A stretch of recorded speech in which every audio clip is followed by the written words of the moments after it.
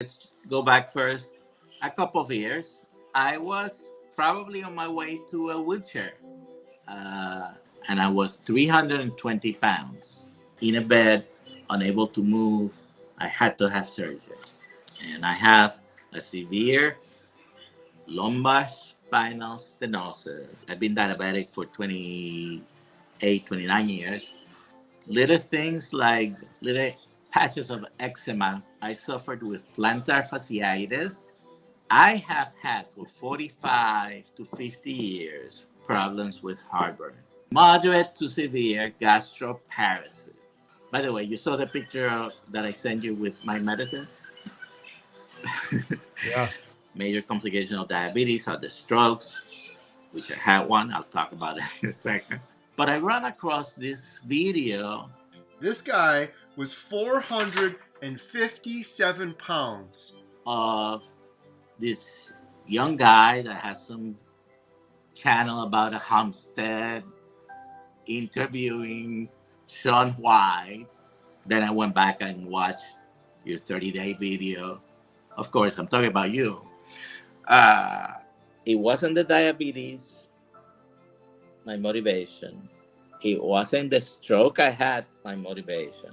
It wasn't all the problems that I was having, my motivation. I sent you a picture of my why. This would be a moment to put my why there. But that day, my daughter-in-law was pregnant, and I decided I wanted to see my grandson. My first, and at the moment, only grandson. And I wanted to be able to see and hold my grandson. So I just threw the switch and I went for it. Is this true? You're down about 115 pounds since your heaviest? Yes. So right now, the belt I'm wearing right now, it's almost to the middle of my back. Between those pictures that you see, there are about 100 pounds. You've seen a lot of patients. You said maybe upwards of 250,000. I do want to share the why I'm a doctor. Okay. So, earliest memory is about 3 years of age. I know that because the day that President Kennedy was assassinated, I had no idea what that meant. Who the president was, I didn't know. But my mom started screaming and crying. Okay. She was in the back of the house washing clothes. My sister had just been born.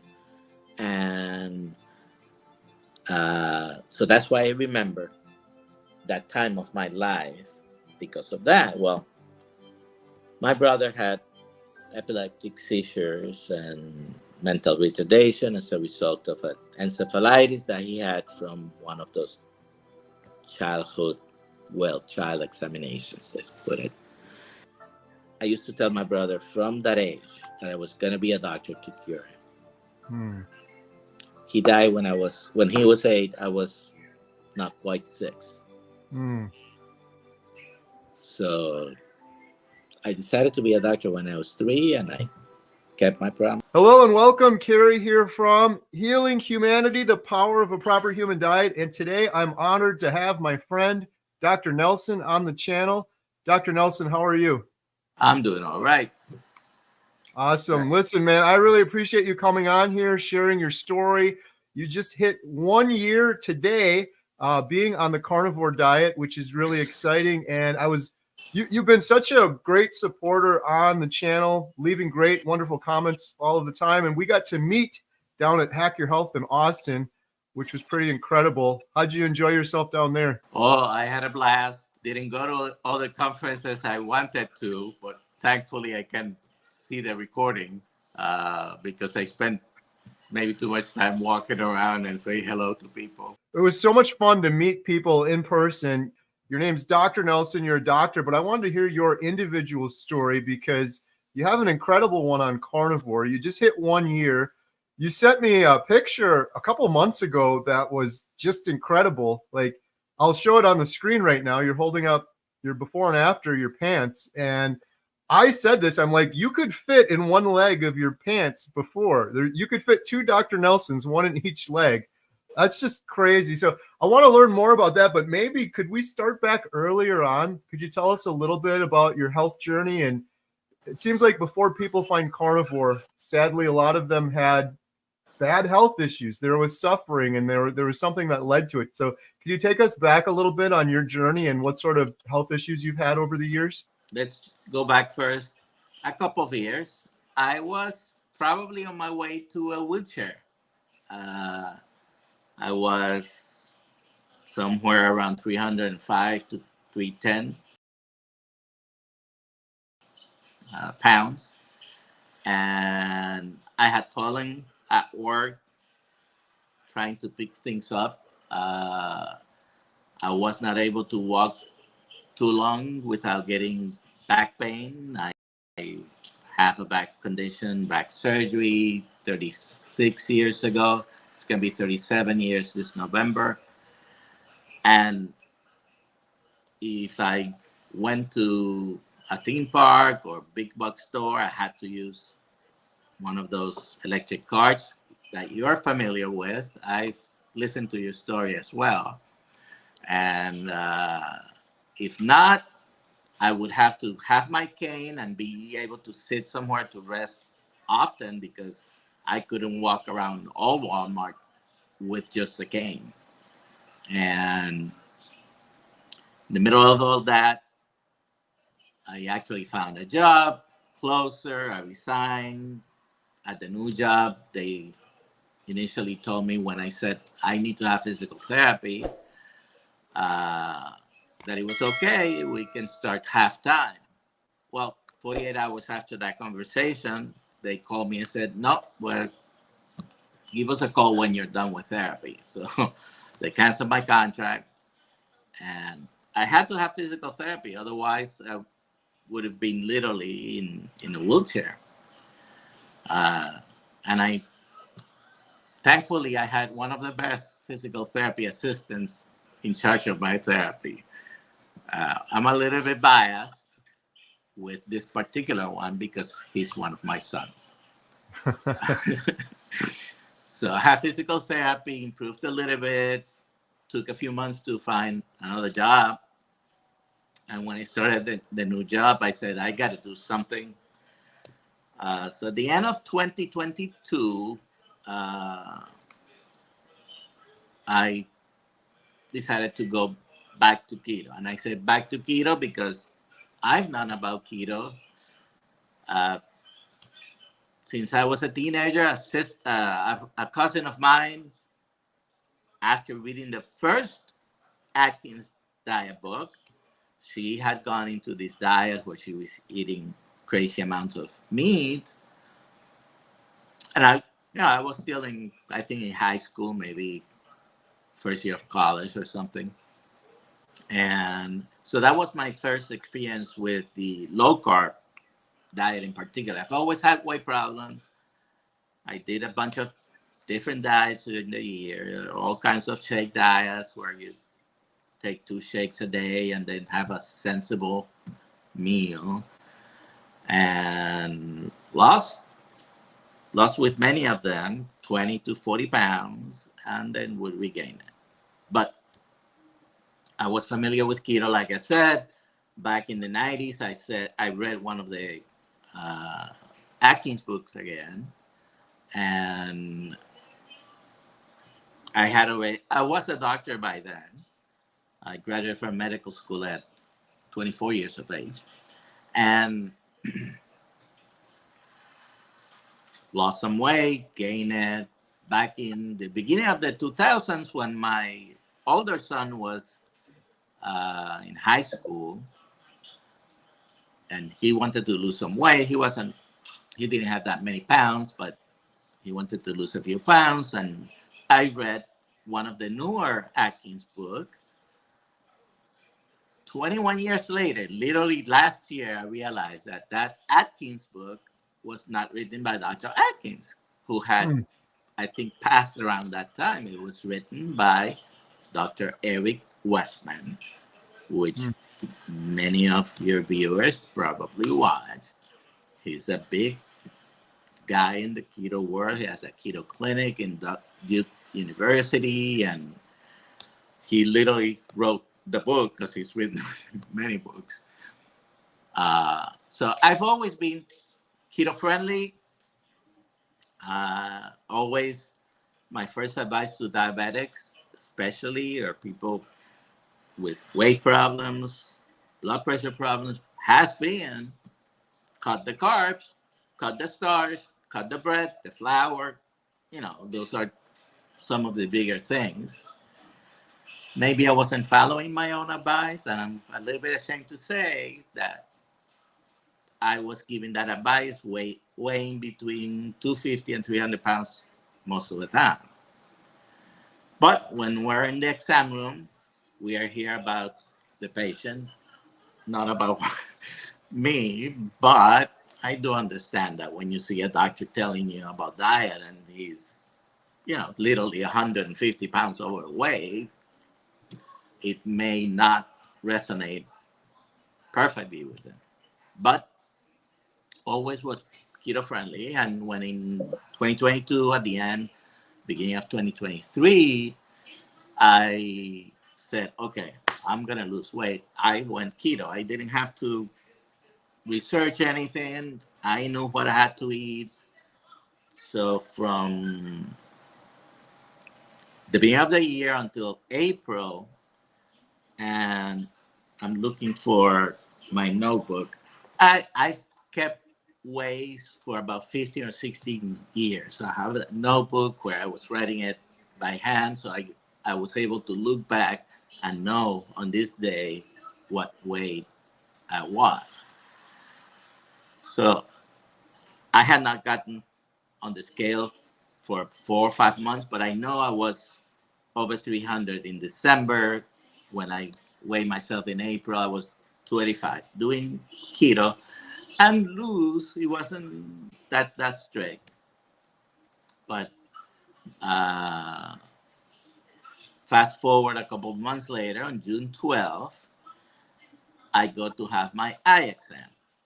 And diabetics, and I've been diabetic for 28, 29 years. And I've had my eye exams on a regular basis, maybe not yearly, but on a regular basis, and I had never had a problem. Well, June 12th, the eye doctor tells me, Nelson, it was someone I worked with, Nelson, you have macular edema. I said, well, I gotta take this even more seriously. I was already, by that time, can't remember right now, but I was down to about 260. So from about 305, I was for previous Christmas. But I never did, even though it's one of the complications of diabetes. Major complications of diabetes are the strokes, which I had one. I'll talk about it in a second. The retinopathy, the renal failure, the neuropathy. Those are like the bigger ones, circulation problems. But my eyes had been okay. However, I had been on a medication similar to Ozempic. It wasn't Ozempic because I was diabetic. Interesting thing about this GLP-1, and before I started, my A1C was 6.7. When I stopped it that month, my A1C was around 6.7. So in almost 2 years, it had helped me maintain maybe, but didn't improve anything. It also, the only positive thing it gave me was because I had not lost weight with it. I only started losing weight when I changed what I was eating. So the only other positive thing was that it gave me what's called a moderate to severe gastroparesis. Paralysis of the stomach. You probably have heard these medications, Ozempic, all of them may cause gastroparesis. So I was forced to eat once a day by the side effect of this medication. I otherwise usually ate twice a day. Not every day I would have breakfast, but I would eat before starting to use this medication twice a day. So those next 10 days, 2 weeks of June, I reread the information on the medication. And of course, I had read this before, and now it's resonating with me. You can have retinopathy from the medication. You can have gastroparesis from the medication. It increases your risk of certain cancers, increases your risk of pancreatitis. The medication does a lot of the good things you want it to do with diabetes, but as anyone watching this probably has learned, the best medicine is to stop the carbohydrates that are causing and contributing to diabetes. So at the end of the month, no more of that medication. And I said, well, I'm going to go and do this crazy thing. Now, during that week or 2 weeks, I don't know exact date, I wish I could tell you, but I was looking up a lot of YouTube channels and on keto, just to see, especially doctors in the keto world. But I ran across this video of this young guy that has some channel about a homestead interviewing Sean White about his weight loss and his change in depression. And then I went back and watched your 30-day video. Of course, I'm talking about you. But that was the first video I saw of you. And so after that, I watched almost everything you've put out. I dare to say almost, if not everything. So I was watching the day you said, I'm going to do a documentary. And I said, he's crazy. You didn't know what was going to be. And so, but you're doing a great job. Anyways, June 29th, I started eating no veggies. I like beef, have always liked beef. I used to like chicken more because the chicken I liked was Popeye's chicken. So it was more about the breading. I still eat the chicken, but now when I bake it or grill it or anything, it's not as much flavor as when you have the breaded Popeye's chicken. By the way, in case of an emergency, you don't only have the choices of burgers at McDonald's or Carver's or, by the way, I used to stop at Wendy's, not anymore, and Burger King. You can, Popeyes fries everything in beef tallow. Oh. Yeah. The only problem is, out of everything they fry there, well, potatoes, a breaded chicken, but their blackened chicken, if you don't have any problems with the spices and the pepper, it's fried in beef tallow, it's not breaded. So if you're out and about and you happen to be hungry, which if you're eating carnivore, you probably can just fast until you get home. But that's an option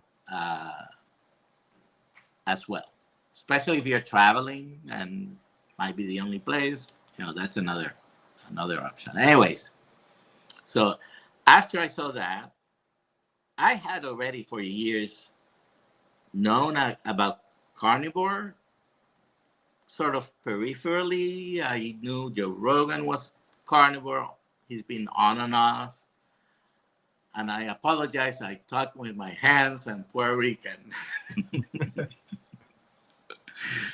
I was born and raised in Puerto Rico. So, so I know Joe Rogan in and out has been carnivore. That Jordan Peterson, later found out Michaela Peterson.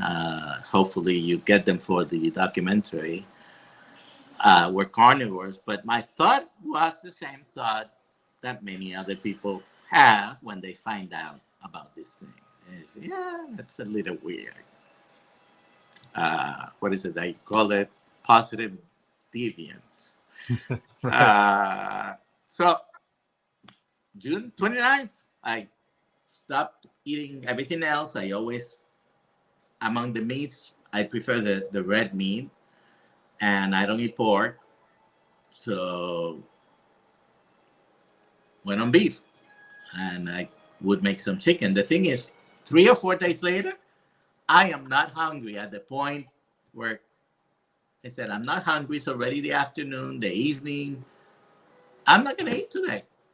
So accidentally, not intending, I did my first 48-hour fast because one day I ate, the next day I didn't eat. 48 hours later was my next meal. Since then, I've done several fasts.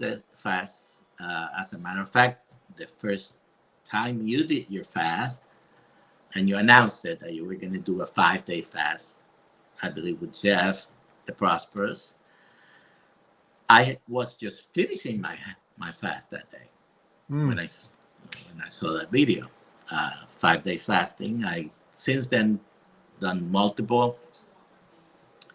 Unfortunately, during this process, a diagnosis came up where forced me to fast every week for a period of time. Anyways, so I was fasting 2 days before treatment, 2 days after treatment, Monday through Friday, about 96 hours a day. And so I done multiple fastings. Days I don't feel like I'm not gonna eat. I won't eat today. I'll eat tomorrow, either in the morning, 36 hours, or in the evening, it's gonna be 48 hours. So by that time, between those pictures that you see, there are about 100 pounds. Or 101 to be exact. About 49 were on strict keto, and the rest has been carnivore. When I left the house on Sunday, I was at 204. I had been thinking about starting to share my story with people who wanted to hear it, and I thought, when I get under 200, but you know that as you lose more, things kind of slow down, and especially because of the other problem I developed. Your body doesn't want to get rid of weight very easily because it wants to survive. So, but I'm slowly at 204 right now.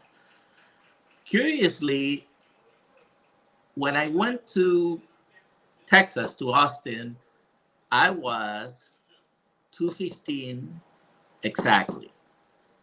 I left on a Thursday. The day I came back on Monday, I immediately went and weighed myself. I was exactly 5 pounds less. I lost 5 pounds when I was at Austin. I didn't do anything specific. And then I have lost another 6 pounds. So the 11 pounds since we were in Austin, which was, a month ago. We still have a lot to go. Some visceral fat I want to get rid of. My long-term goal will be to get down to about 160. You're maybe an inch taller than me or something like that. We took some pictures. So I would like to get to that weight, but after puberty, I've only been at that weight twice in my life. We'll see if I get there. If I don't get there, it doesn't matter, because the condition I have in my back after having had surgery, inevitable in 1987. I was in a bed, unable to move. I had to have surgery. And I haven't had complications from that surgery. I have had back pain, but not complications from that surgery. Just everything gets old and, you know, old age arthritis or degenerative changes. We could call them more fancy names, but it's old age arthritis. And in a place where you've had surgery, you develop more of that. So I still have, I don't have any pain, by the way, Kerry. I do not have any pain. But I would be in pain with just 5 minutes of standing or walking. And I have a severe lumbar spinal stenosis with neurogenic complications or claudication, which means at that level, your spinal canal is so small that it's squeezing everything that goes through. And it causes numbness, causes tingling, causes weakness in the leg sometimes. And basically, the solution sometimes is just to have another surgery to open that up. That will be my last resort. But I have no pain. In over a year, I have taken diclofenac. By the way, you saw the picture that I sent you with my medicines? Yeah. So I've taken diclofenac maybe twice. I've taken the muscle relaxant once or twice, maybe. I was taking full doses of blood pressure medication. Metoprolol usually starts at 25, and I did too, but eventually climbed up to 200, which is the usual maximum dose that most doctors will give a patient. They don't like to go beyond 200. Now, if you read the package insert, you could push it up to 400. That's the maximum, truly maximum recommended dose. But most people take 200. That's the maximum, usually. I was at 300 milligrams a day because my blood pressure was climbing. I was taking lisinopril, 40 milligrams. And I heard you that you had been on both of those medicines. Lisinopril, you don't give more than 40. I was taking 40. So as I started this, especially after going full, no carbs, I do have some cheese, and there are periods of time where I only eat the beef, salt, and water, and some other times I have cheese, I have chicken, I have fish. Maybe once a month, I buy wild-caught fish, I put it in the freezer, leave it there for 2 to 4 weeks, then defrost it and eat it raw. The FDA says that by freezing it for a certain amount of time at certain temperatures, you kill the chance of parasites. Maybe they're right, maybe they're not. But last time it was a month and a half there. But the main thing that I have is usually red meat, and I suffered with plantar fasciitis for over 30 years. I have very hard inserts on my shoes that I actually don't need anymore. I'm so used to 30 years. I always have them in the shoe that I use, but I have no pain. Little things like little patches of eczema, no problem. I did have a keto rash that lasted almost 4 months. Itchy, it was on my belly, where there's the most abundant fat that I have. On both sides of my belly sometimes. and it was some granules that you could pick and get rid of. So, but that went away. Hasn't happened again. Uh, I used rarely had headaches. It wasn't a normal occurrence, but I haven't had a headache in over a year, unless I'm sick, which I did get sick with COVID for the first time, uh, and it was mild. It was a mild thing, but I did get COVID last year. I don't know. I'm probably missing other things that are better, but they are definitely better. I still have two belts. The two belts that I use, one for my jeans and one for my nicer pants I wear to work. Both belts, I bought them towards the end of 2022. I still wear them because they have holes all around. So right now, the belt I'm wearing right now, it's almost to the middle of my back. You had to do it twice. So I use that as a prop. You could say when I talk to patients and I tell them, listen, you can do this, and I rarely will tell patients from the beginning I'm carnivore, but I start with the simple stuff that most people would agree: the starches, the bread, the flour, the pastas, the then we talk about processed foods, then we talk about sugar. Up until then, most people, oh, okay.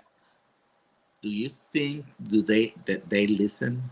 And I hear comments in many channels. They criticize the doctors for not caring and not giving the right information. But very often, when the patients receive the right information, if they're not looking for that, they don't hear. Studies have been done.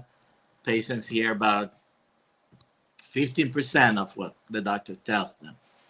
So imagine if your doctor is also emphasizing the wrong information, you walk out of the office and you don't hear anything good. Anyways, so we got here to 204 right now. Hopefully it keeps going. Now, another benefit that I forgot, I did have a stroke in 2018. Right side weakness. I am right-handed. I walk with a walker for a couple of weeks. I used an electromagnetic frequencies machine that someone came to show me. I was very skeptical, but they turned that thing on for 20 minutes. I stood up, never used my walker again. Was I still weak on the right side? Yes, I was, but that helped. So I've been using that it's been now 6 years, on and off, not on a daily basis anymore, but I can't feel any difference between my arms or my legs now. They seem equal. It had never, until last year, I knew my right side was weaker. I knew my right leg was weaker. I even limped a little bit more. I may limp, I think, right now, but from the stroke, I have a scar on my brain on the left side that's shown on the MRIs. Well, there's permanent scarring there. There's going to be some permanent symptoms. And the only symptom that I have right now is I may lose my balance very easily. But otherwise, strength-wise, it feels okay. And I'm able to walk a little bit more, do a little bit more exercise. Not that I'm going crazy with exercise. All that weight loss was without exercise. You can never do exercise without changing your diet, but you could change your diet and wait until you're able to do exercise. If you're ready to exercise, by all means, keep it going. increase it. It's always good. It's never negative. But I couldn't exercise with the weight I had, with the balance problem. I still cannot run. I get on a treadmill, I may run because I'm holding on to something, but I haven't tried running. But no, I'm feeling better than ever.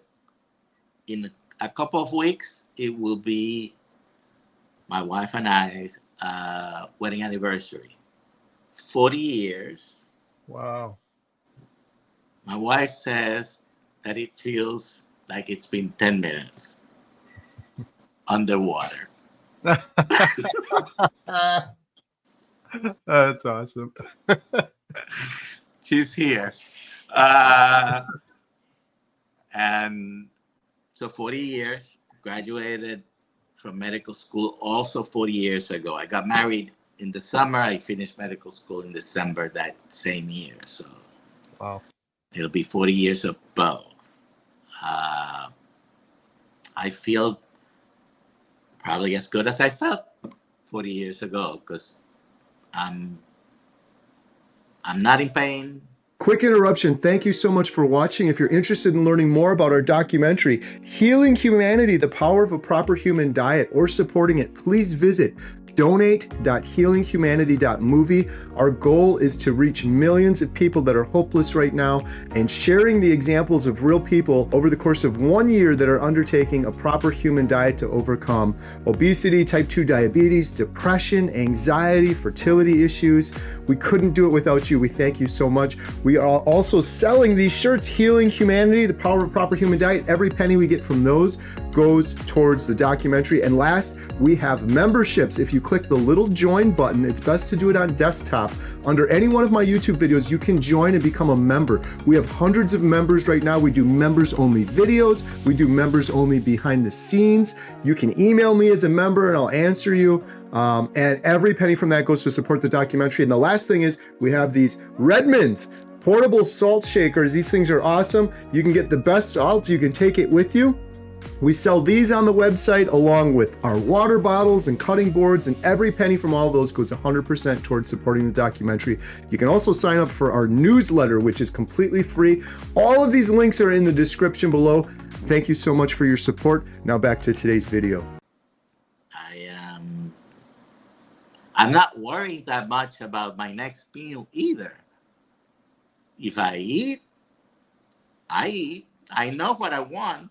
I have some picanha steaks right now I cut up yesterday. I buy the picanha whole, I cut it in steaks, and yesterday the other half is waiting for when we finish for me to have picanha. I have had for 45 to 50 years problems with heartburn. I've been taking omeprazole probably for years. I used to take Zantac when it came out. In over a year, I may have had to use bicarb like twice. Okay, if you are able to take bicarb, half a teaspoon in half a cup of water, usually works almost instantly. Is this true? You're down about 115 pounds since your heaviest? Yes, I was, and I remember well when it was. It was 1991 because I was doing another locum tenens. Throughout my career, I've done a lot of temporary assignments and work. I was in North Dakota working at the emergency room of an Air Force base in 1991 during the summer. If people remember that, it was during Desert Storm. And I was 320 pounds back then. And it had not changed much throughout the years. So it's gone down 10 pounds, 20 pounds, gone up, back.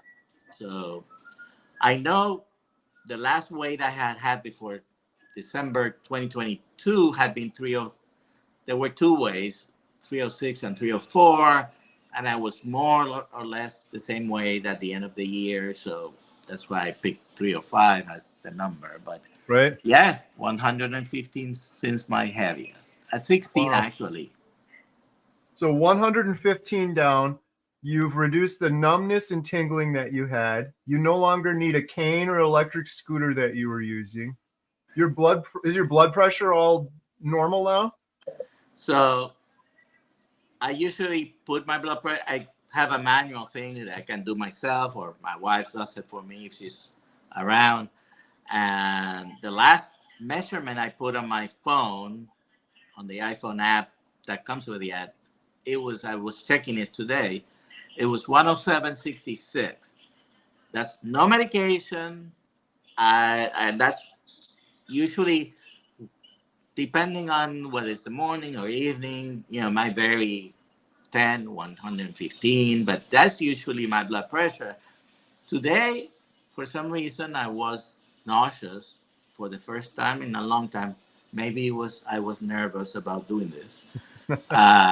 Anticipation. And anyways, I was a little bit nauseous, a bit dizzy, but the dizziness is not rare because, like I said, if I'm going to put my shoes, I have to put my foot somewhere firm so not to fall. Usually I get dressed next to my bed, and a couple of times I've fallen over to the bed, which is, So I was feeling dizzy a little bit. So as soon as I get to the office, I asked one of the nurses to please check the blood pressure. And it was 130, which is higher than what I usually run, but it's a normal number. So I haven't needed blood pressure medicine. Since my birthday, which was February 15th. Why do I know that? Because the morning of February 16th, I was feeling dizzy and I passed out because my blood pressure was too low. So the previous day was the last day. It happened to have been my birthday, so I'll remember that. So no blood pressure medication. What about all these other medications you were on? Have you reduced your medications? So I am still taking metformin. Okay?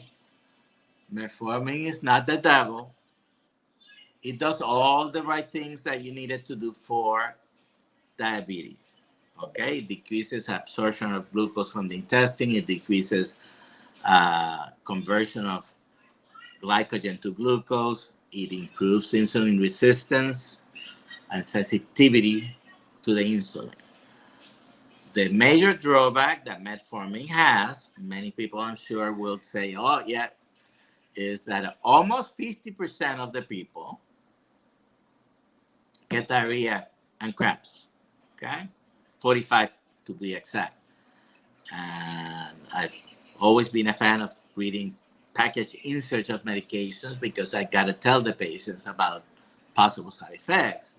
So ever since the brand name came out was Glucophage, it came out almost 30 years ago or something like that. I've known that the side effect is diarrhea. So undesirable cramping diarrhea, not a good thing unless you're a high-fat carnivore. But when the extended release version came out, that side effect with the extended release version comes down to about 8%. So some people still cannot tolerate it, 8% of whoever you give it to, but the other people. So what I do if I'm deep prescribing medication, that's the last one I'm gonna take away from someone. And I think I still need it a little bit because I just spent. Oh, we didn't mention insulin. So I was, prior to the whole thing starting, I was using up to 300 units of insulin a day. And especially the people that use insulin that may watch this, that's a big amount. I haven't had many patients in all my years, and I calculated I may have seen north of 250,000 patient visits since being a doctor, I haven't had many patients use that much insulin. Uh, Nowadays, there are multiple medications that you can use. Again, the GLPs, they do the job if you don't care about much the possible side effects, which are serious. And we use a combination of things, but the best treatment is just close the spigot of what's overflowing your system with sugar rather than poking holes in the bathtub to drain it. Mm. Simple, right? Right. But Dr. Nelson, could you say one more time? You said you've seen 250,000 patients, but when you said it, the screen froze up. okay.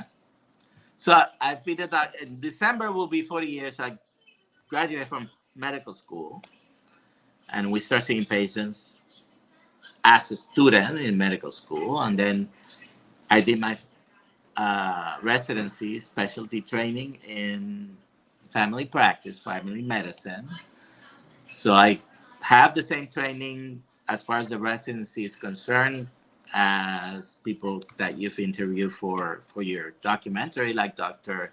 Hampton in Chicago, Dr. Berry, they're family physicians. Yeah, through you start seeing patients in medical school as a student.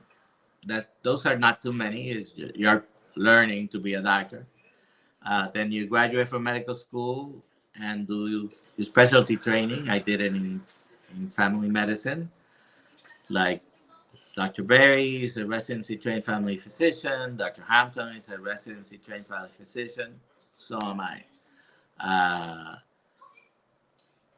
I've worked in emergency room and private practice offices. I've worked in 7 different states. I've worked in over 90 different physical clinics because I did a lot of locum tenens, is what we call it, temporary work, which is still what I'm doing right now. And so I've worked in an Air Force hospital emergency room, VA hospital emergency room. I've worked in emergency rooms in about 4 or 5 different states. I've been licensed in New York, Connecticut, Massachusetts, West Virginia, and Florida. I've worked in North Carolina in the VA system. As long as you have one license, you don't need to get new licenses for the VA system, Indian Health Services, or any of the armed forces hospitals. So I worked in the Navy hospital as well, also in the emergency room. So just trying to calculate a round number, probably 250, if not more, 250,000. Other than the metformin now, how are you doing with the type 2 diabetes? Like, what do your numbers look like? Are you still taking all the units of insulin? So my last A1C was 5.4. I actually have my last set of labs. I printed it. It was in December. I haven't had any more. But it was 5.4%. That's a normal A1C. No GLP, no insulin. I just spent 4 months between January and May without insulin. And when I went to hack my health, my fastings were a little bit over 100 a few times. I said, let me have some insulin, because on my labs in December, my insulin had been low and my C-peptide had been low, which means my pancreas may not be producing as much anymore. I've had this for a long time. So it may heal completely, it may improve, but I used a couple of times while I was in Austin some insulin, but just a week ago I stopped using it again because my last time I checked my blood sugar was 95. So yeah, I mean, except for maybe 3 or 4 days in 2024, I haven't used insulin. I'm kind of interested to learn this more too, because I got a big live stream I'm doing with Dr. Hampton about type 2 diabetes or reversing type 2 diabetes. So Do you feel like you've reversed your type 2 diabetes? So, like I was saying, there are many, we can argue about the definitions, right, of what's reversal, what's remission, what's cure. Some people will say, well, you can never cure diabetes. And they're partly right, because the truth is, whoever has type 2 diabetes, most of the people, is usually, things are never 100%, right? But most of the people caused it themselves by chronic excessive carbohydrate consumption. Okay, that's what it comes down to. Your body then needs to react by secreting insulin. This process starts 20 years before you end up being diagnosed as diabetic. 20. I mean, that's the number that almost anyone who has studied a little bit of this will tell you. 20 years, you started the process that ends up in your doctor telling you you have type 2 diabetes. So I could say, I could declare myself cured. I could declare myself in reversal or remission. The truth is, the moment I start eating like I was eating before, those numbers are going to go up. Right. So can someone get to the point that after many years, maybe they can eat some of those things? Probably. But once you learn that those things that are providing the carbs and they are provoking the insulin response, and then you get insulin resistance and this whole cascade of things that ends up in your blood sugar being high. If you stop doing that, then don't go back to it. Right. Sounds simple, right? Right. Right. Well, it's interesting because, like, for me, I have a lot of family members with type 2 diabetes, but in my brain, it was always like, no, this is just some disease that fell upon them. They had nothing to do with it, and they're going to have it for the rest of their lives. I've since learned that that's not true, and the root cause of the issue is, like you said, it's excessive carbohydrate, sugar intake. So yeah, it is a weird thing. Like, if you treat the root cause of the problem, it's going away. But I guess it's reframing it in our brains that this isn't a disease that we have no hand in controlling. Yes. And there are some people, sometimes on Facebook, my account is my personal account. I don't put there that I'm a doctor. And sometimes I get into little arguments with other people who are trying to explain to me things. And, oh, it runs in my family. It's genetic. Okay. Those things are partially true. You have the predisposition, some people do, to gain weight, to have diabetes. And then when you add insult to injury and start eating things that the modern diet, the Western diet, the SAD, I call it this,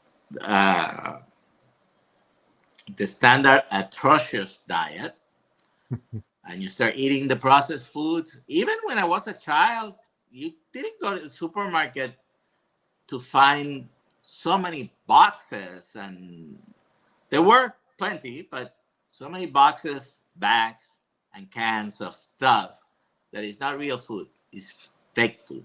It's things you could put in your mouth, you can swallow them, and goes through your digestive system, but it's not food, right?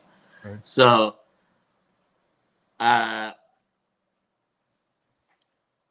talking about reversal, you can call it whatever you want. My A1C is 5.4. I'm still using metformin.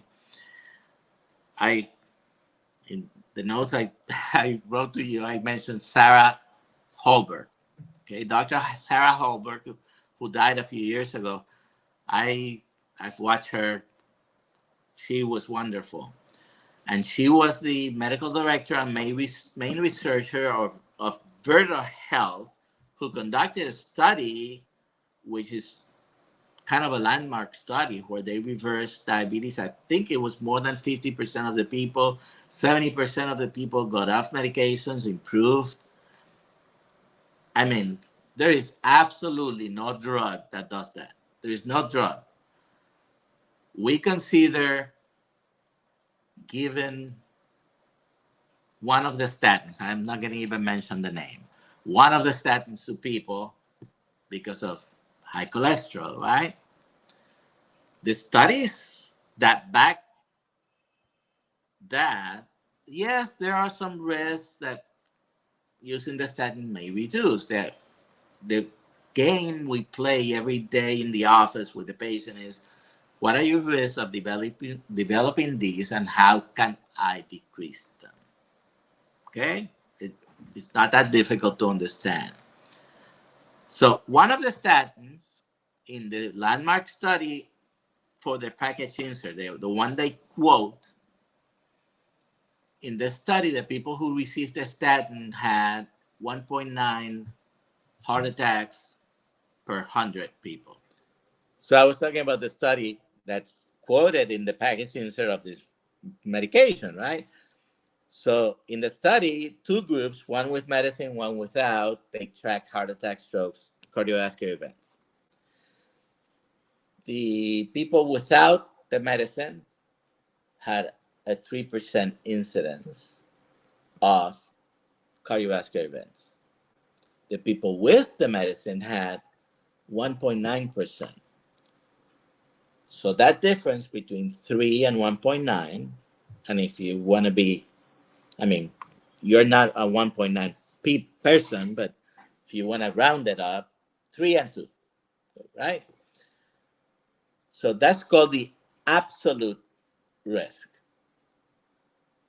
For every person I'm going to give that medicine, and I tell them that's going to prevent your heart attack, I have to explain to them that even when I give you the medicine, 2 or 3 people without the medicine will have a heart attack, but when I give you the medicine, only 2 of those will have the heart attack. The difference was statistically significant, so we cannot minimize it. Pharmaceutical companies love to use absolute risk reduction, which comes out to be a big number. It was 36%, but that relative risk reduction really was an absolute risk reduction of 1.1%. If I explain this to someone, the patient may say, I'll take my chances with, 2 of us or 3 of us. Medicine, and there are real risks for some of these medications. Increase your rates of diabetes, especially the atorvastatin, and the rosuvastatin is another one that's potent. That one may be a little bit less diabetogenic, but the risk reduction is small. There are better numbers for what we call secondary risk reduction, which is after you've had a stroke or heart attack. The numbers are a little bit better in reducing your risk, but still pretty close, because I just reread it today on the secondary prevention, just because I thought we might mention this. So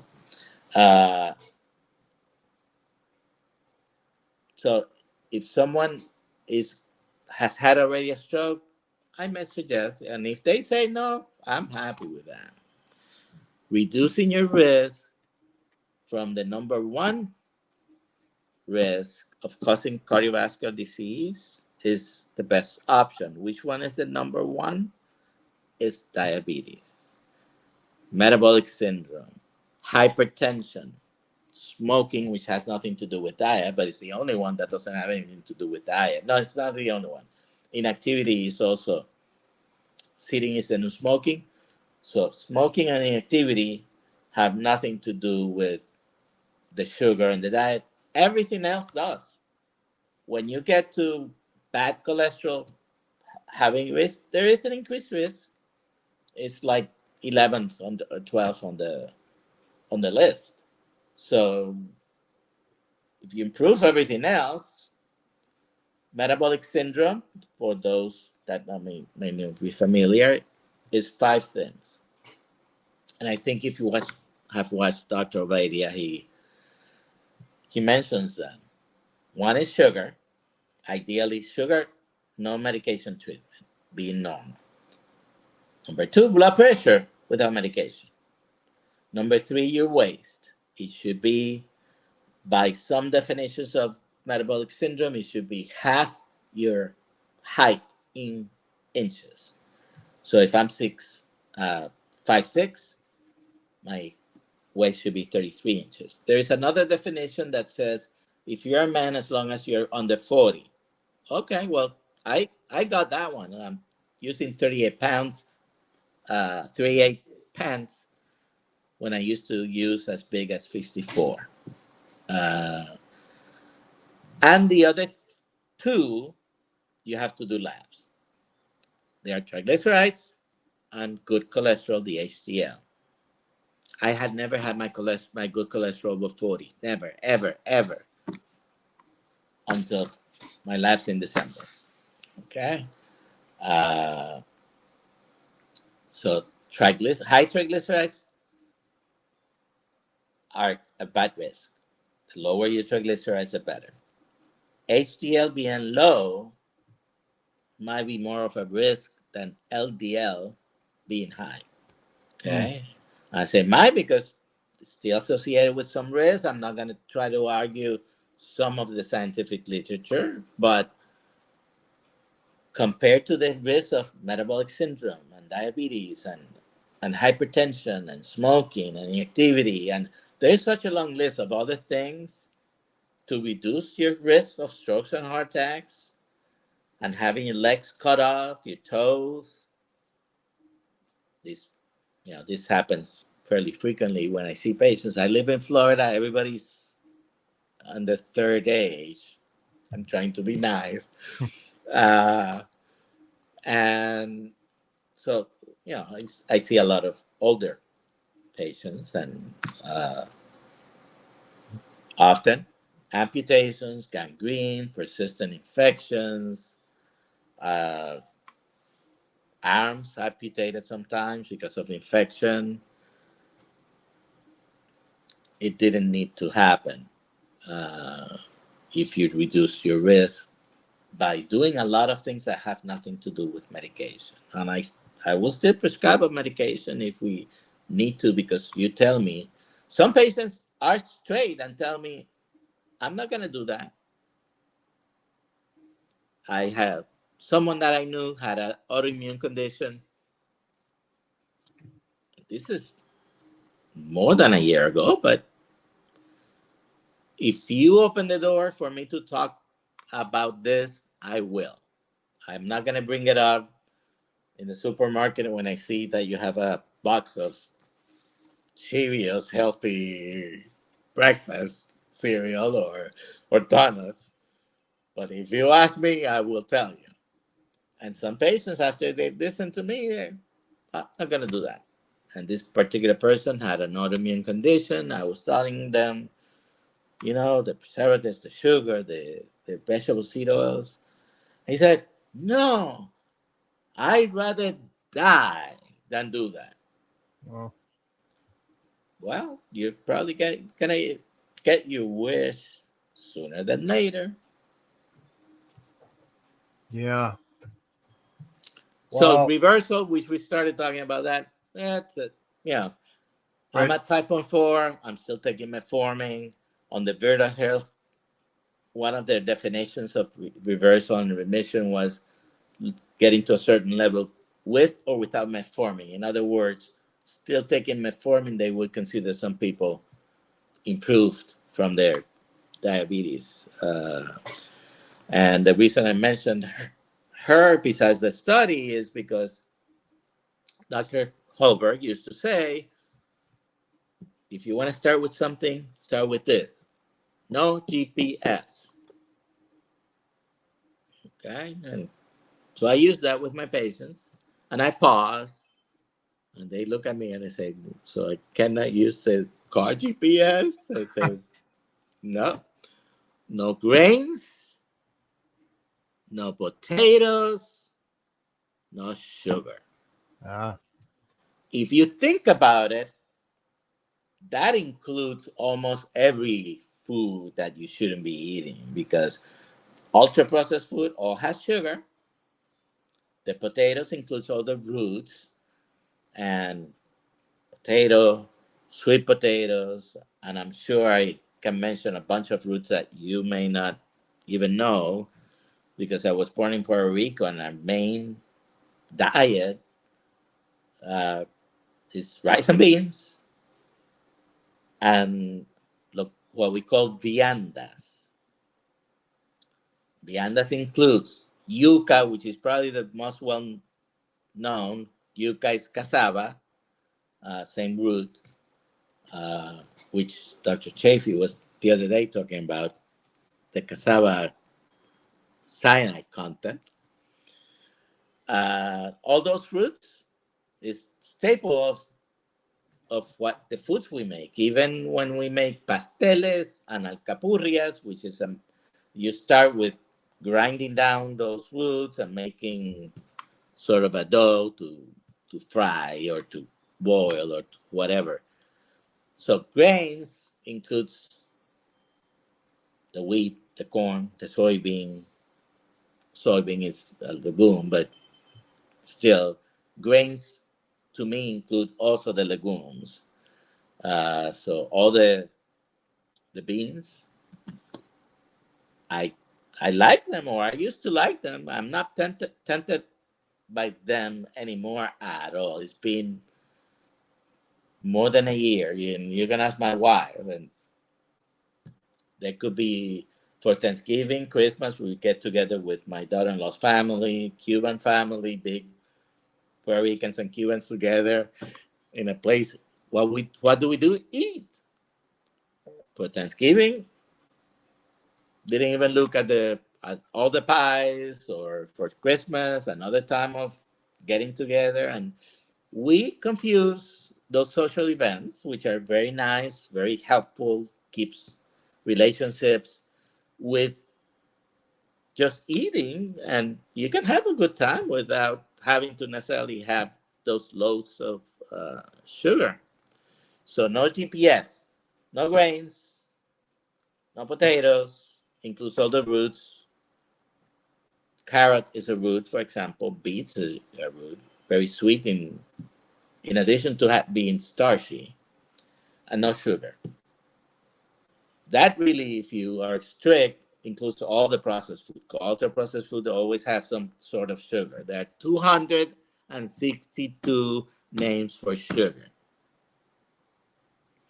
So the other day I dug up the list, and I, of course, posted it on my Facebook, and they're sort of the same. I got, again, this is friends and family. This is not the platform for Dr. Vazquez. It's just my friends and family. So all people that I know, or I would like to know. Lately, some people, carnivore especially, that met me, have found me on Facebook, and I accepted their friendship. But it's not meant for medical advice. However, I have a campaign against sugar, so I post frequently about that. And I have campaign about particularly canola oil. Mm. Do you know the history of canola oil? No. Okay, so here we go. This is what I also tell my patients, so I've had to condense my story. Have you ever seen a canola tree, a canola plant, or a canola root, or a canola seed? I have. When we filmed Maggie in Canada, I saw Okay. canola seed, and it was a little tiny black. And I was like, how do they get oil out of that little tiny black seed? Okay. So that tiny black seed is not canola, it's rapeseed. Ah. So canola oil and canola canola in general does not exist. It's a man-made thing. Mm. First of all, canola, what does it stand for? Canada. That's why you saw it at Maggie's. Canada oil, Mm. low acid. That's what canola is. An acronym. It's not a real thing. What happened is canola really is a genetically modified rapeseed. Okay? Now you go to the canola oil producers and it's not genetically modified. Well, we've been actually genetically modifying fruits, plants, and vegetables for hundreds of years, if not thousands, by breeding techniques. What is it that you're manipulating? Their DNA. They didn't know they were manipulating the DNA, but so it wasn't until 1974 that they were able to modify uh, the rapeseed oil, not grape, excuse my accent, but rapeseed oil. 1974, I believe, is the year. Finally, they were able to produce an oil that was low in an acid, and I always mess up this name. It's usuric or something like that acid. When you make rapeseed oil from the real rape seeds, 52% of that oil is an acid that's toxic to your heart. Mm. Okay? When you have canola oil in the store, there's still some of that acid in there, but it's about 2%. So it's deemed safe for consumption. If you're telling me that this is safe because it just have a small amount, maybe I don't use it because it causes heart damage. But that's not the end of the story. It's a low acid containing canola oil, really safe for consumption. From the early 1900s, when rapeseed oil started to be produced industrially, it was used obviously not for to sell it to you for cooking oil. What do you think it was used for? I've heard things about lubrication and engines or Yeah, it's motor oil. motor oil. I Maybe call it they motor do it to oil. heat it.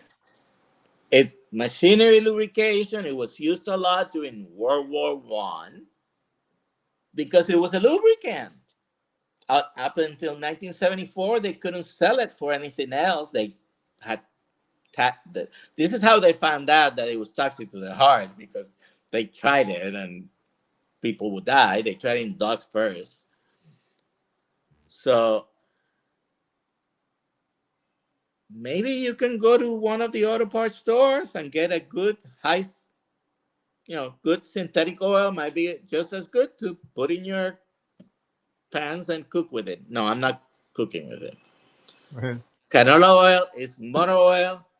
To this day, out of that little spigot where the canola oil comes out, after putting it through solvents and putting it with all, first of all, you need millions and millions and millions of seed to produce drops of canola. And you could actually, I don't know if the manufacturing facilities are really like this, but you can put some to go into the bottle for canola oil, some others to go as a biodiesel, because that's what it's used for, biodiesel. Mm. And the story behind most of these other seed oils is similar, very similar. The corn, the soybean, the sunflower, the safflower, the rice bran oil, they are all highly industrialized oils. You have to put tons of solvent through it to extract a little bit of oil, and then supposedly the process of purifying it and refining it, you remove those solvents. Well, I don't need that. So A question I have for you, Dr. Nelson. Could you ever have imagined, if you think back to when you were kind of at your sickest and you're having mobility issues and diabetes and all of these issues, did you ever imagine you'd feel this good? Do you feel like you have sort of a second chance at life now? Certainly, I feel, I used to play softball, basketball, volleyball in school. I'm not saying I was the greatest athlete, but I used to be active. I herniated my back disc when I was 17, jogging on the road, and I was at that time about 160, pretty fit at the moment, and I played softball in leagues and different stuff, but at least the past 20, 30 years, I haven't been able to do that. I feel definitely probably better than I have felt in the last 30 or 40 years. You've seen a lot of patients. You said maybe upwards of 250,000. Just to go back to the documentary, it's Healing Humanity. Does humanity need healing? Like, what are you seeing with your patients over your long career as a doctor? Are people getting sicker and sicker, or is it getting worse lately? And are you seeing things differently now that you're healthy? So I can give you multiple examples of multiple diseases, but let's take one. We already talked about diabetes. Diabetes is certainly, I don't know the exact number, at least 2, 3, 4 times, 10 times as frequent as it was. When I graduated from medical school, if you develop type 2 diabetes, it was a referral to the endocrinologist. Okay, I was already a doctor in early 80s. So I'm not talking that far back, but I'm talking almost 40 years ago. Nowadays, any primary care doctor, family medicine, internal medicine in particular, who does not know how to treat diabetes should get another profession because it's so common, right? It's at pandemic levels, and we all talked about this nice work for the past several years. When you compare it to the people who even died, with this recent pandemic, the numbers are incredible when you take into account the suffering that it may cause. People that go blind, people who are in dialysis, people who have neuropathy, circulatory problems, they cut off their toes, and then they cut off their foot, and then they cut off their ankle, and you keep going back to the orthopedic to keep cutting up because the circulation is shot, and there's a lot of, like Dr. Kills likes to talk about, glycation. There is a lot of glycation. And it is so much more frequent. But there's another silent pandemic, okay? As recent as 15 years ago, maybe 20, whenever I saw a patient with elevated liver enzymes and the patient didn't have acute hepatitis or chronic hepatitis, all these infectious hepatitis, the A, the B, and the C, and the Delta, and the different ones. If it wasn't because of a virus, it was because of one and only one thing: alcohol. And this is as recent, I want to say, 15 to 20 years. Nowadays, there is a pandemic of epic proportions caused by sugar, fatty liver. And fatty liver has basically 4 stages. First one is the normal liver. Then they start getting accumulating fat because of the carbohydrate excessive consumption into the liver. But There is no inflammation yet. There's fat accumulation. Enzymes are not high. Okay? And then the next step is the fat accumulation now is causing inflammation in the liver. So your ALT, your AST, your GGT, all these are liver enzymes go up. And that's when many times the doctor catches it because, these are frequently done tests and they are elevated, but you have fatty liver for a long time already. So before it was normal, then it was fatty infiltration but no inflammation, and then the enzymes go up. There's fatty inflammation with fat infiltration with inflammation. So what do you think the next step is? You're on your way to cirrhosis. And I'm seeing now more liver transplants because of fatty liver than I ever saw from alcohol. More cirrhosis because the fatty liver, that's because it's the same process. The difference is one is caused mostly by the alcohol, which is a liver poison, and the other is caused mostly by sugars in general, more specifically fructose, which causes the same chain of events in the liver. So one of them was a shameful thing. You got cirrhosis. We knew you drink a lot. And you will be ashamed of even saying anything, right? But today, everybody is okay with fatty liver. Yeah, I have fatty liver too. Did you cut the carbs? That one hits really close to home. I just real quick, a really close family member that has an alcohol problem went really bad to the point they were turning yellow. And that around the same time, a very close friend of ours had the same thing, ended up in the hospital. No alcohol, turned yellow, it's fatty liver, and 4 days later passed away. Not even age 50. Non-alcoholic fatty liver. It's And it's the same process, just different poisons. Yeah. Same process though. Yeah, they both look the same too. We're like, look at we told one about the other. Look, you're causing this with alcohol. This is the other. Yeah. Hearing about that one. Now one seems to be more acceptable. Right. Oh yeah, I got fatty liver too. Yeah. And you tell patients. My question to patients always is, what causes fatty liver?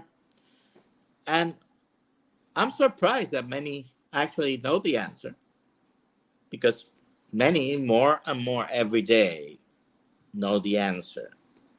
I ask them, what causes heart attack and strokes? And they give me the right answer. It's the sugar. Fatty liver, you would think, is caused by the fat, right? Because fat infiltrates the liver, must be caused by the fat. But it's the sugar that you ingest, and the fructose in particular, because we don't talking about fructose maybe, unless you are knowledgeable of processed foods, but everything has fructose in it. Table sugar is half sucrose, half fructose. Okay, all fruits have fructose. It's packaged better than the table sugar. So if you're metabolically healthy, which only 10 to 12% of the population are, you can have the luxury to have fruit. But it's the first thing that someone that I ask, what do you eat? Oh, I eat healthy. I eat a lot of fruit. You're diabetic? Yes. You shouldn't eat fruit. Period. If you have diabetes, my advice is going to be stop the fruit. Restart it when you get rid of the diabetes. Because they think that eating a bunch of fruit is healthy, and there might be, of course, we're in a sometimes in an echo chamber, talking about the absolute no carb diet. But there are people that are never going to do that who may want to eat healthy, and I have to meet the patients where they are, right? So, no fruit until you reverse your diabetes. Then you can have maybe a little bit of fruit. But at least, please, never drink your fruit. Used to love bananas. I haven't had a banana in years. What do they have in common? They are pure sugar. They're flavorful, but they're pure sugar. And I grew up eating mangoes, and it's pure sugar. So you have to select. The small berries probably are the lowest in carbs. The serving is a quarter cup. Some of them may say half a cup, but you know what half a cup of grapes is going to be even, or strawberries? When you were eating those things, did you ever buy one of those 1 pound containers or 2 pounds containers and only had a quarter cup? No. So if you are able to do that and have one serving a day, do it after your meal.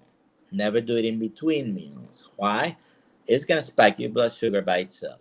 At least if you mix it with your protein and fat, and if you're eating vegetables with your fiber, the impact on the blood sugar is going to be lessened. But never have the fruit by itself, never have it in a juice, never drink your juices, because now you have turned this fruit that maybe has some nutritional value into a soda. That's Right. about the same. If you were to make orange juice, if you ever made orange juice, not bought, store bought orange juice, you have how many oranges you need for 1 glass of orange juice? You probably need about 4. Right. To squeeze that. So now you have the extracted glucose of 4 oranges instead of eating an orange, which you probably wouldn't eat 4 oranges, but you're doing that in the juice. So never drink your juices. Never do it by itself. Do it if you want to have it. If you insist that you must have this, then do it after your meal. Never in between either, because it raises your blood sugar a lot more. Right. Dr. Nelson, is it fair to say to people, a lot of people that see me doing carnivore, they're like, the biggest excuse is I'm scared about cholesterol. Shouldn't they be more scared about their metabolic health versus cholesterol? Shouldn't everybody be scared about their metabolic health? So we mentioned that the 5, and this is by the World Health Organization. There are 4 or 5 organizations, well-known big organizations, that have criteria to diagnose metabolic syndrome. Okay, we talked about them, right? Number 1, your sugar. Number 2, your blood pressure. Number 3, your waist. That's an indirect way of measuring actually visceral fat. Okay, so it's not the waist itself, it's just indirect measure. And the other 2 are triglycerides and good cholesterol, HDL. So when do you hear me mention total cholesterol there? Not at all. When did you hear me mention bad cholesterol, the LDL? I think even if they didn't intend to do that, what happens is the evidence for the bad cholesterol causing this excessive risk, it's maybe lacking a little bit. Now, I'm not saying there's no risk. So don't say Dr. Vazquez, Dr. Nelson said that bad cholesterol doesn't matter. If you listen carefully to Dr. Avaria, he's very careful not to say something like that, because it's an absolute statement, and those can get you into a lot of trouble. Not because he's afraid of getting into a lot of trouble, it's because he knows that there is some risk. But this risk of these other things is higher. Right. So if I'm trying to avoid patient having a heart attack or stroke, which are the more catastrophic, immediate things that, sudden things that happen, let's deal with all of them. Now, I printed my labs and I forgot them at home for the past 16 years. Okay, so I reviewed that. I said I had a stroke in 2018. Consistently. Yes, my LDL was a little high. You can use that to say, oh, yeah, it was the LDL. But guess what? Guess what was always high and what was always low? My triglycerides were high, up to 1,300. My triglycerides were high, have always been a little bit high, and triglyceride go with sugar levels. Okay? How do I tell patients to decrease triglycerides? Stop the carbs.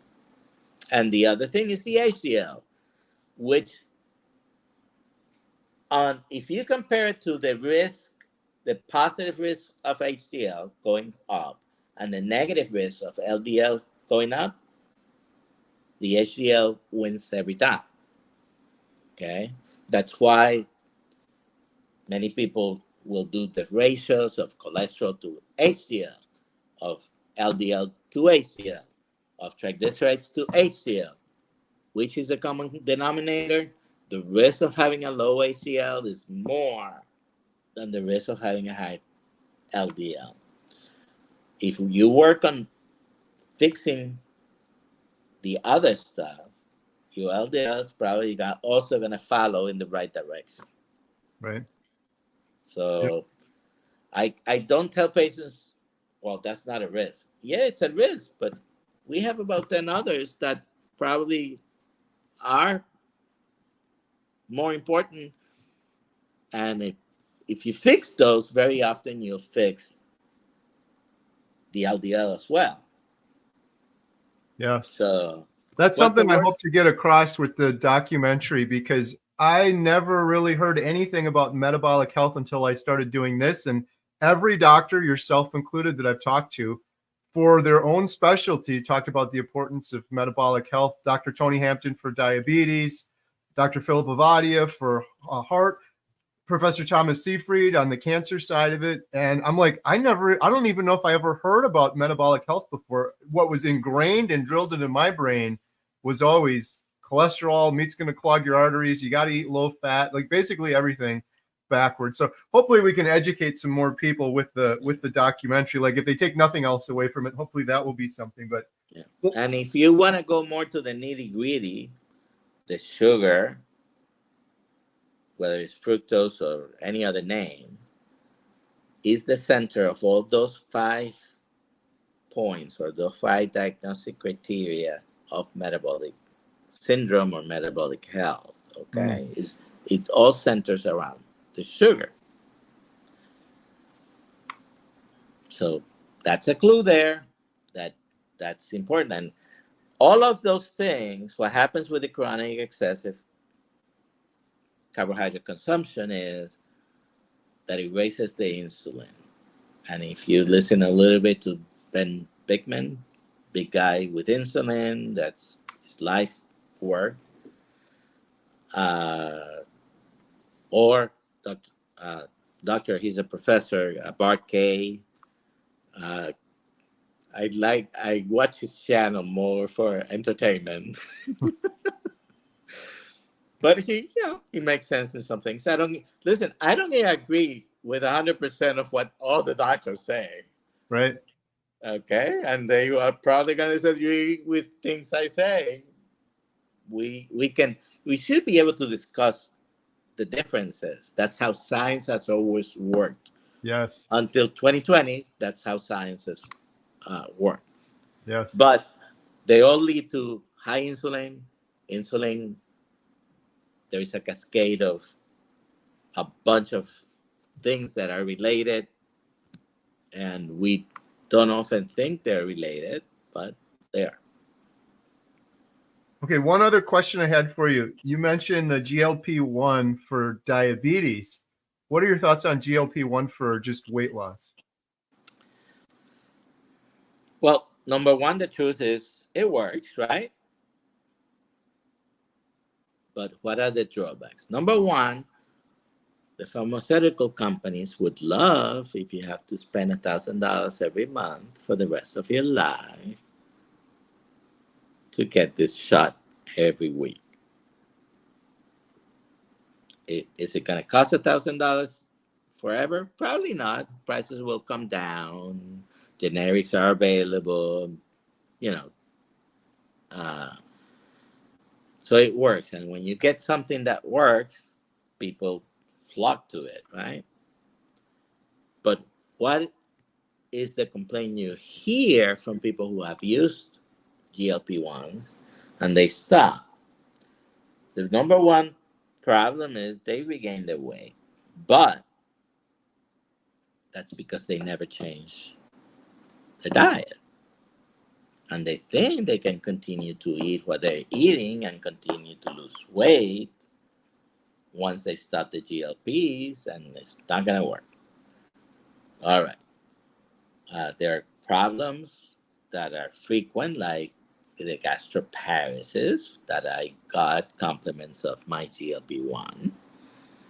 And that hasn't gone away completely. It's better since I stopped it. It's been a year. I think today was a year from the last time I put a shot. And it's better, definitely better, but I still have it. I have tried. Sometimes I get up in the morning and I'm hungry, especially on a weekend. I'm home. So I cannot eat even 12 hours later.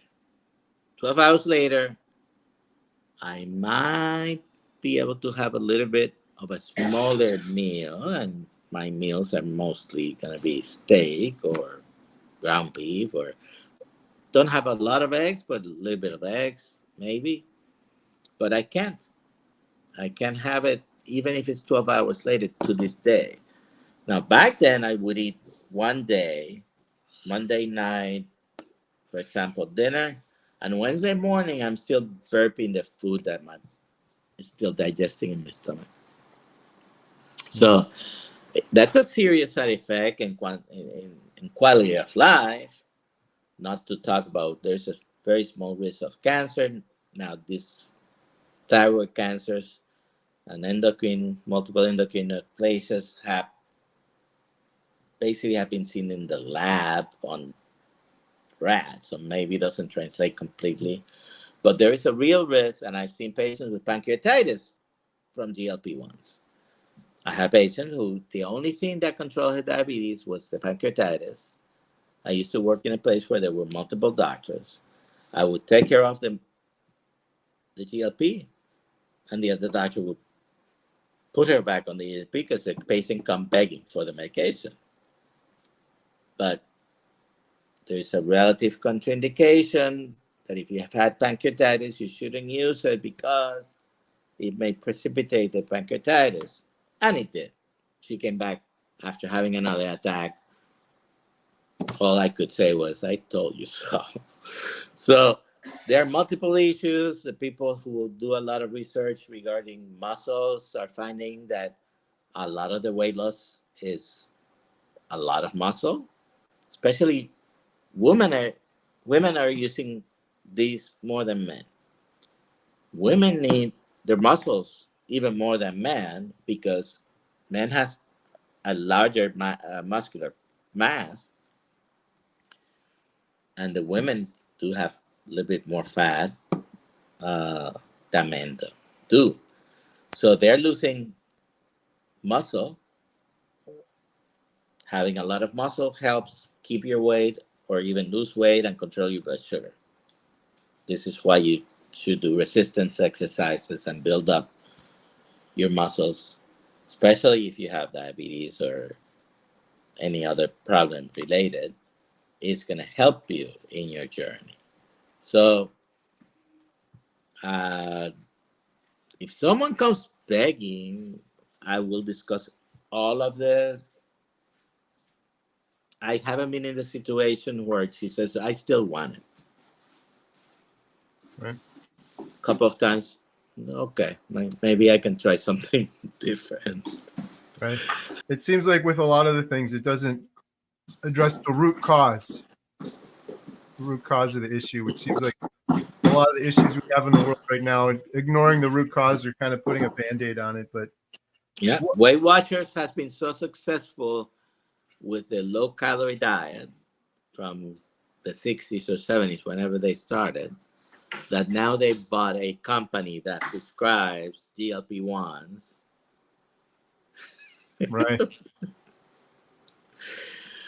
I like sarcasm. I teach my patients with sarcasm, even my family. So Well, that's why they call it Weight Watchers, because you're gonna keep watching it, but it's never gonna go away.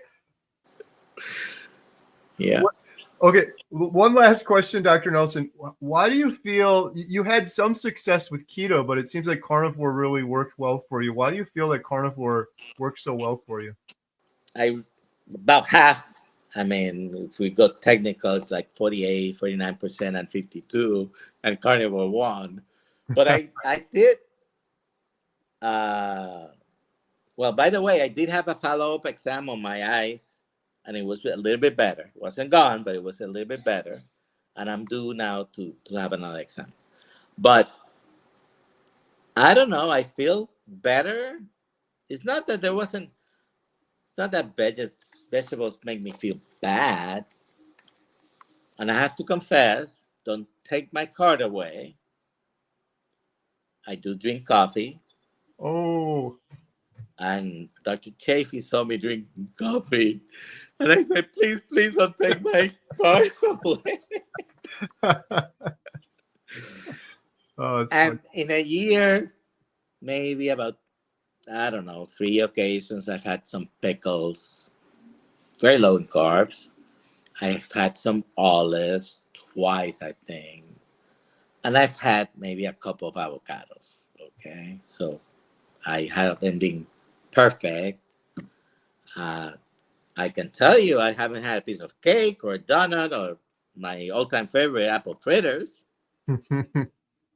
Don't get tempted anymore. Don't. It's poison. This is the way I think. It's poison. Mm. And I think it's easier for me because I automatically eliminate the temptations, and it's easy. It's eating food that I like, and I haven't mentioned that when they told me about the eyes, and this is part of where the shame comes, but when they mentioned about the eyes, it wasn't the diabetes, my motivation. It wasn't the stroke I had, my motivation. It wasn't all the problems that I was having, my motivation. I sent you a picture of my why. This would be a moment to put my why there. But that day, my daughter in law was pregnant, and I decided I wanted to see my grandson. Mm. My first, and at the moment, only grandson. And I wanted to be able to see and hold my grandson. So I just threw the switch and I went for it. If you take any food in the world, just one food, and I tell you, you can have 8 ounces of this only food, not mixing a balanced diet, all the colors and all this. No, pick one food, and you're gonna eat that for the rest of your life. Do you think the guy that picks the beef is gonna be better, or the guy that picks the broccoli gonna be better? So to me, a lot of people criticize the people who eat meat or is deficient in vitamin C. Ooh,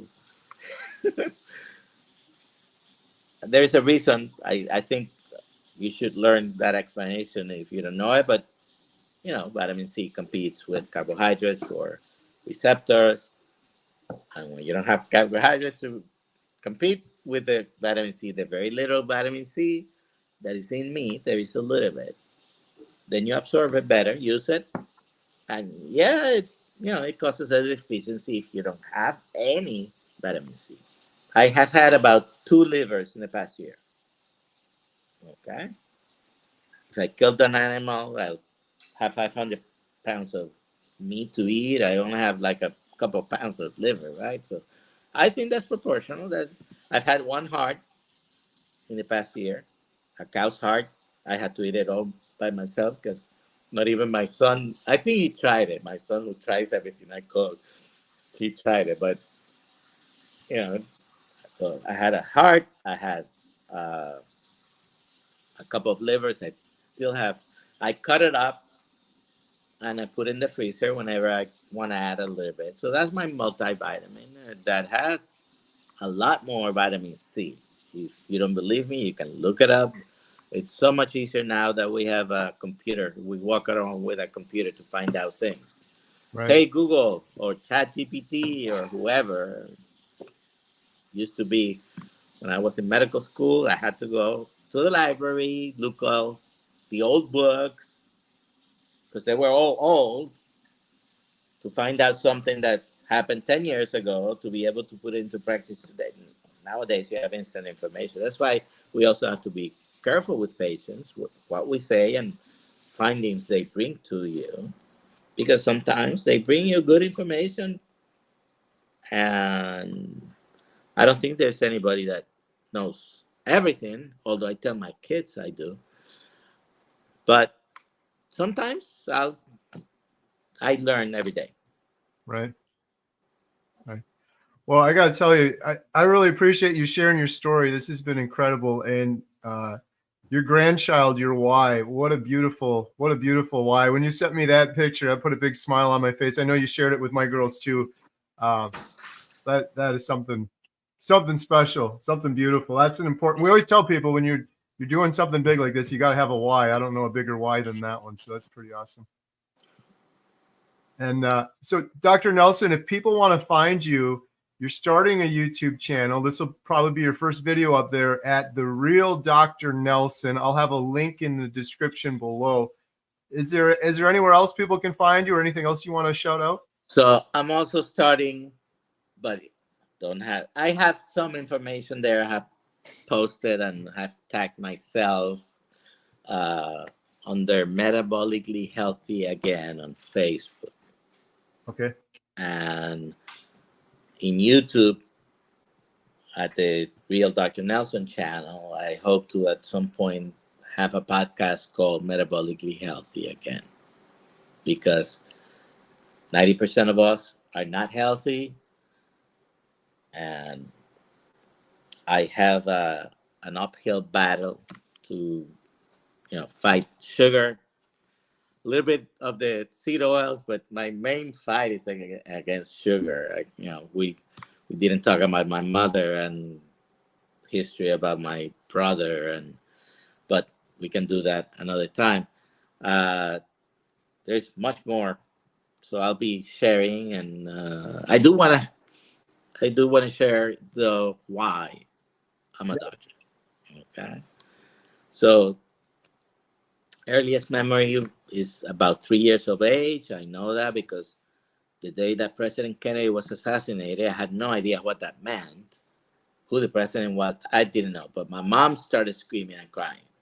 Okay, she was in the back of the house washing clothes. My sister had just been born, and so that's why I remember that time of my life because of that. Well, my brother had epileptic seizures and mental retardation as a result of an encephalitis that he had from one of those childhood, child examinations, let's put it. And because I used to be able to talk about that, now I can't. Uh, I used to tell my brother from that age that I was going to be a doctor to cure him. Hmm. He died when he was 8. I was not quite 6. Hmm. So I decided to be a doctor when I was 3, and I kept my promise. Wow. That's incredible. Well, I want to thank you, Dr. Nelson. This has been great. I can't believe we've been talking over 2 hours now. You have an open invite. I'd love to have you on so we could share some more. I think there's a lot more we could definitely discuss. So anytime you want to come back, and open invite too. I'm going to be doing a big diabetes video with a whole bunch of people participating. We've invited Dr. Bickman, Dr. Westman, Dr. Hampton is hosting it with me, and Dr. Barry might jump on as well. So I'll send you the info for that. You have an open invite if you'd like to join that. I would love to do that. Diabetes is one of my main things. I've always been able to, within, I don't want to blame patients, but it's very hard to get them to drop the sugar. Yeah. But I've always pride myself in getting at least them under control. The more recent ones that I can remember, all was because they dropped. It was 2 patients who were from Asian origin, and they dropped the rice and noodles, and the A1C dropped. Both of them were over 15%, and both of them dropped under 7 in just 3 months. Wow. And the other one was a Hispanic lady from a country that they love tortillas, not Mexico, but a Central American country. And she had a food truck. So, but I said, cut the tortillas, cut the starches, no bread, no. Next visit. First of all, when I saw her the first time, it was so high the glucose, I had to give her insulin. No matter what her own insulin was, I had to give her insulin. I took her off insulin by the next visit because she dropped. I think her drop was very similar. I think she dropped below 6 from like 15.